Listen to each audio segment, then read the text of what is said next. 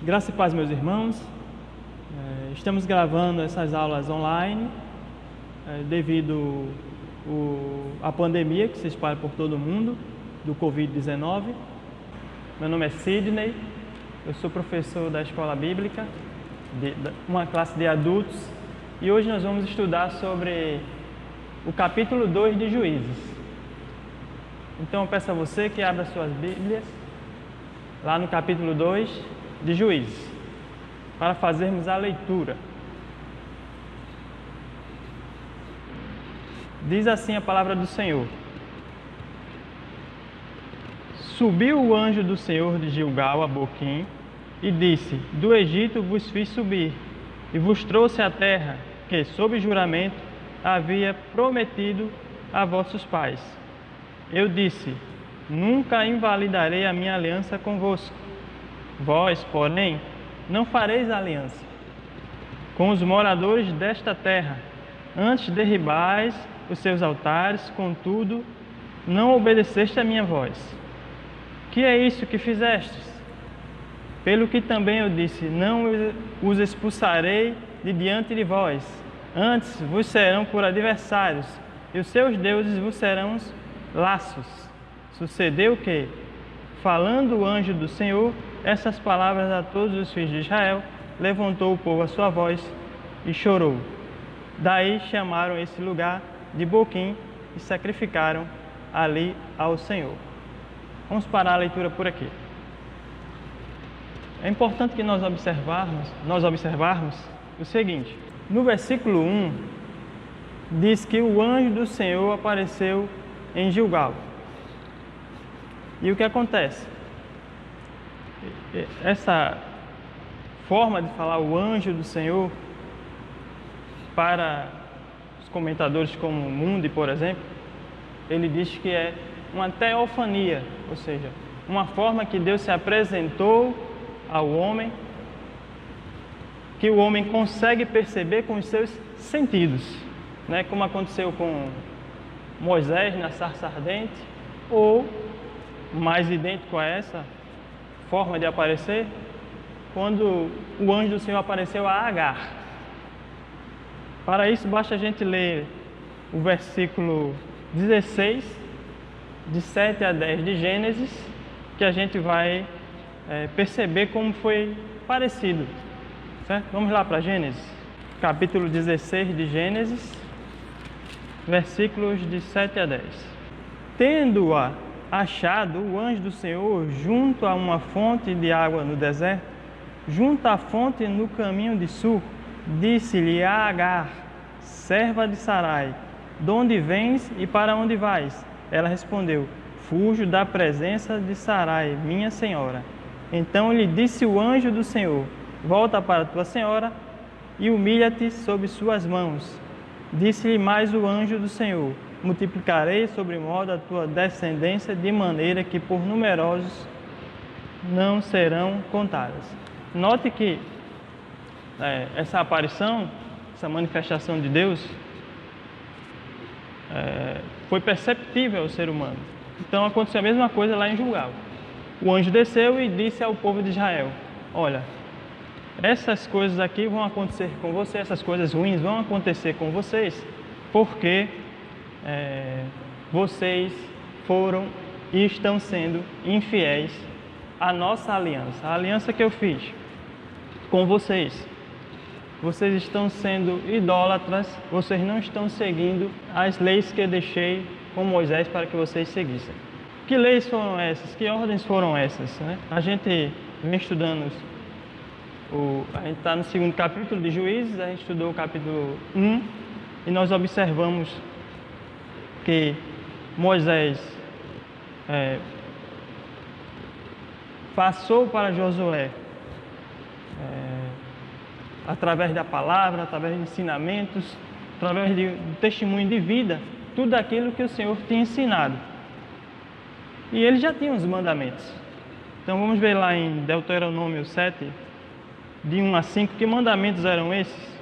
Quando o Senhor, teu Deus, te introduzir na terra, a qual passas a possuir, e tiver lançado muitas nações de diante de ti, os heteus e os e os girgaceus, e os amorreus, e os cananeus, e os fariseus, e os aveus, e os jebuseus, 7 nações mais numerosas e mais poderosas do que tu, e o Senhor teu Deus as tiver dado diante de ti, para os ferir totalmente, as destruirá. Não farás com elas aliança, nem terás piedade delas, nem contrairás matrimônio com os filhos dessas nações.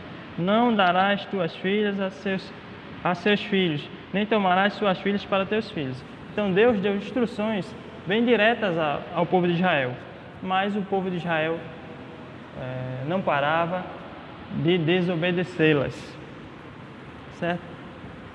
Por causa disso, teremos consequências rápidas, de imediato, e consequências a longo prazo. Vamos falar sobre isso mais à frente. É importante que nós possamos fazer a leitura de alguns versículos agora no decorrer da nossa aula. Então, primeiro vamos fazer uma leitura rápida do versículo 6 até o 22, o 23. Havendo Josué despedido o povo, foram-se os filhos de Israel, cada um a sua herança, para possuírem a terra. Serviu o povo ao Senhor todos os dias de Josué e todos os dias dos anciãos que ainda sobreviveram, por muito tempo depois de Josué, e que viram todas as grandes obras feitas pelo Senhor a Israel. Faleceu Josué, filho de Num, servo do Senhor, com a idade de 110 anos. Sepultaram no limite da sua herança, em Tinat-Heres, na região montanhosa de Efraim, ao norte do monte Gaás. Foi também congregada a seus pais toda aquela geração, e outra geração após ele se levantou, que não conhecia o Senhor, nem tampouco as obras que fizera a Israel. Então fizeram os filhos de Israel o que era mal perante o Senhor, pois serviram aos Baalins, deixaram o Senhor, Deus de seus pais, que os tirara da terra do Egito, e foram-se após outros deuses, dentre os deuses das gentes que havia ao redor deles, e os adoraram, e provocaram o Senhor a ira. Porquanto deixaram o Senhor e serviram a Baal e a Astarote, pelo que a ira do Senhor se acendeu contra Israel, e os deu na mão dos espoliadores, que os pilharam, e os entregou na mão dos seus inimigos ao redor, e não mais puderam resistir a eles. Por onde quer que saiam, a mão do Senhor era contra eles, para seu mal, como o Senhor lhes dissera e jurara, e estavam em grande aperto. Suscitou o Senhor juízes, que os livraram da mão dos que os pilharam. Contudo, não obedeceram aos seus juízes, antes se prostituíram após outros deuses e os adoraram. Depressa se desviaram do caminho por onde andaram seus pais na obediência dos mandamentos do Senhor, e não fizeram como eles. Quando o Senhor lhes suscitava juízes, o Senhor era com o juiz e os livrara da mão de seus inimigos, todos os dias daquele juiz. Porquanto o Senhor se compadecia deles, ante os seus gemidos, por causa dos que os apertavam e oprimiam, sucedia, porém, que, falecendo o juiz, reincidiam e se tornavam piores do que seus pais, seguindo após outros deuses, servindo-os e adorando-os. Eles nada deixavam das suas obras, nem da obstinação dos seus caminhos. Pelo que a ira do Senhor se acendeu contra Israel e disse: porquanto este povo transgrediu a minha aliança que eu ordenara a seus pais, e não deu ouvidos à minha voz, também eu não expulsarei mais de diante dele nenhuma das nações que Josué deixou quando morreu, para por elas pôr Israel à prova, se guardará ou não o caminho do Senhor, como seus pais o guardaram. Assim o Senhor deixou ficar naquelas nações e não as expulsou logo, nem as entregou na mão de Josué. Chegamos agora a uma parte do capítulo 2 de Juízes, em que nós vamos falar da infidelidade depois da morte de Josué, né? Aqui no texto, no versículo 8, informa a idade que Josué morreu, foram 110 anos. Era uma idade, assim, bem dentro dos padrões normais para aquela época. temos aí, por exemplo, José do Egito, que morreu também com 110 anos, e temos Moisés, que morreu 10 anos mais velho, 120. Né? Também informa no versículo 8, né, que o lugar onde Josué foi enterrado, que foi em Timnat-Heres, né? Esse lugar tem o significado de porção do sol. Era uma região mais ou menos a 28 quilômetros de Jerusalém. Né? E no versículo 10, nós temos algo bem importante. Por isso eu vou reler o versículo 10 com vocês. Foi também congregada a seus pais toda aquela geração, e outra geração após eles se levantou, que não conhecia o Senhor, nem tampouco as obras que fizera Israel. Notem que, mesmo após a morte de Josué, uma geração ainda continuou adorando o Senhor de forma fiel. Mas a geração seguinte, ela esqueceu, a Bíblia diz que esqueceu totalmente do Senhor. E essa coisa de trocar o Senhor por outros deuses é que vai fazer a derrocada dessa geração, vai fazer a derrubada dessa geração e fazer com que ela sofra bastante na mão de povos inimigos. Né? Note que no versículo 11 diz assim: então fizeram o filho de Israel o que era mal perante o Senhor, pois serviram aos Baalins. O povo de Israel trocou a adoração do Senhor para adorar deuses cananeus, deuses estrangeiros. Então, os Baalins é um plural dado a diversos deuses que tinha naquela região. Tinham deuses, mais na frente quando a gente lê, vai ver que tinha uma deusa chamada Astarote, que era similar a esse Baal, só que era feminino. Ele era um deus de fertilidade. Os cananeus acreditavam que ele era um deus de fertilidade, que a pessoa ia prosperar se adorasse aquele deus. E, infelizmente, o povo de Israel caiu nesse engodo. Né? Mas a gente tem que fazer a seguinte pergunta: o que pode ter acontecido para essa geração mais nova ter rompido a fidelidade a Deus, ter deixado de adorar o Senhor e passado a adorar outros deuses? Quem já leu a revista Palavra e Vida, né, vai ver que o professor Almir Júnior diz o seguinte: a geração anterior foi omissa, ou seja, ela deixou de ensinar como era como foi explicado aos seus ancestrais. Ou seja, se a gente lê Josué 1, versículo 8, a gente vai ver que Deus deu uma orientação a Josué que era para ser seguida por todos nós e por todo o povo de Israel. Que é uma orientação simples. Eu vou ler daqui a pouco com vocês. Era: medite na palavra, fale da palavra, dia e noite. Vamos ler? Josué 1,8 diz assim: não cesses de falar deste livro da lei, antes medita nele dia e noite, para que tenhas cuidado de fazer segundo tudo quanto nele está escrito. Então farás prosperar o teu caminho e serás bem-sucedido. Note que foi bem observado pelo professor, e a gente também tem que observar, que lá em Josué 1,8, a palavra foi direta. Disse: olha, medita na palavra de noite, fala sobre a palavra para o teu filho, fala para teu irmão, fala para um conhecido teu que é mais novo. Vai passando essa palavra. Além de passar a palavra, reflita nela. Poxa, isso que eu estou fazendo é o correto? Seguir deuses cananeus era o correto para aquele povo? A gente sabe que não. Então, Deus sempre muniu o seu povo da palavra correta e da forma correta de proceder, mas o povo era teimoso, por isso cedia a esses falsos deuses. Outra coisa também que a gente não pode só colocar a culpa na geração anterior, a gente também tem que observar a conduta da nova geração.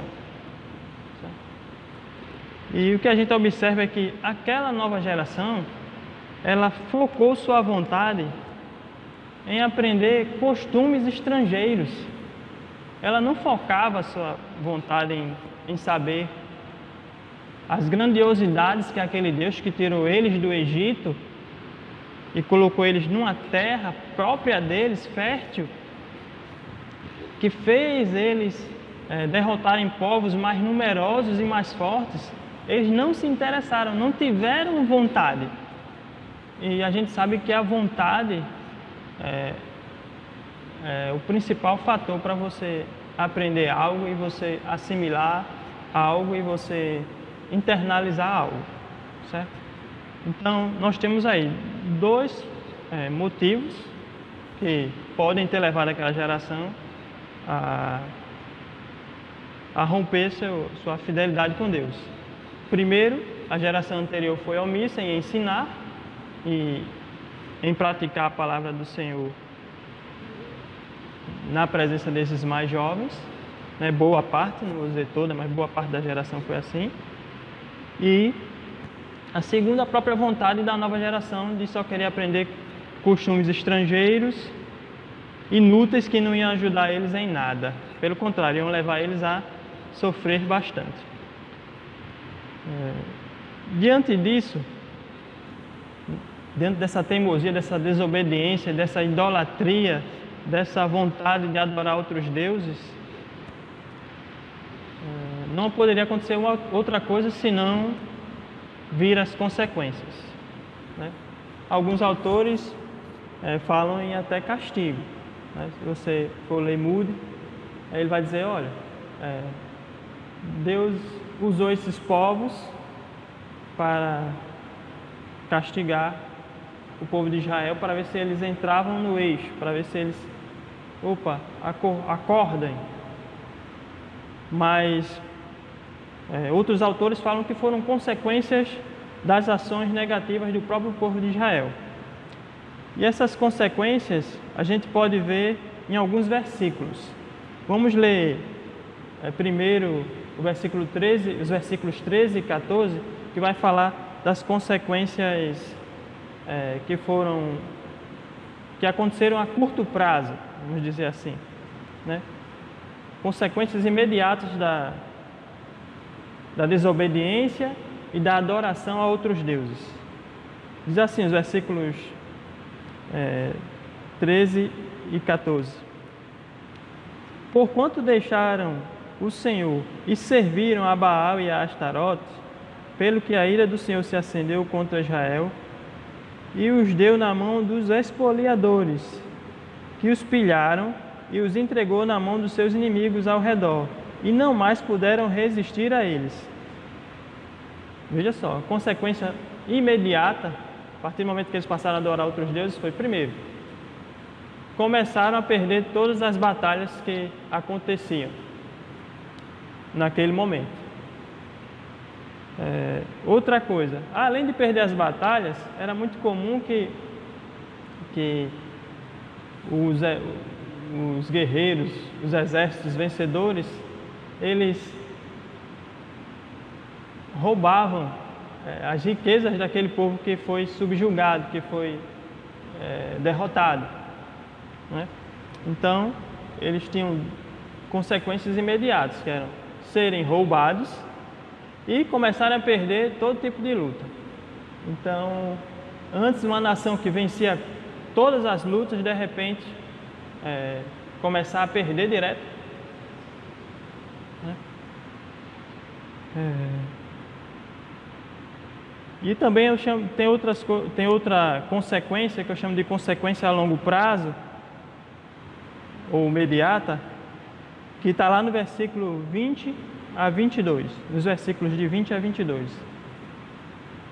Diz assim: Pelo que a ira do Senhor se acendeu contra Israel, e disse: Porquanto este povo transgrediu a minha aliança, que eu ordenara a seus pais, e não deu ouvidos à minha voz, também eu não expulsarei mais de diante dele nenhuma das nações que Josué deixou quando morreu, para por elas pôr Israel à prova, e se guardará ou não o caminho do Senhor, como seus pais o guardaram.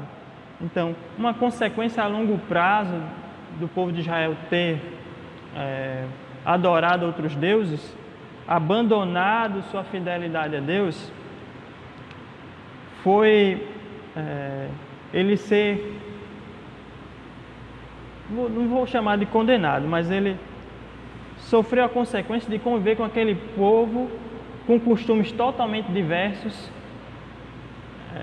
constantemente. Então aquele povo não ia ser mais retirado do meio deles. Eles iam conviver com aqueles povos. Então, sendo influenciados ou tendo contato direto com aquelas culturas diversas, que eu chamo de culturas nocivas, que não levavam nenhum crescimento ao povo de Deus, pelo contrário, levava a queda, a se desviar dos caminhos do Senhor, né? Então eu digo que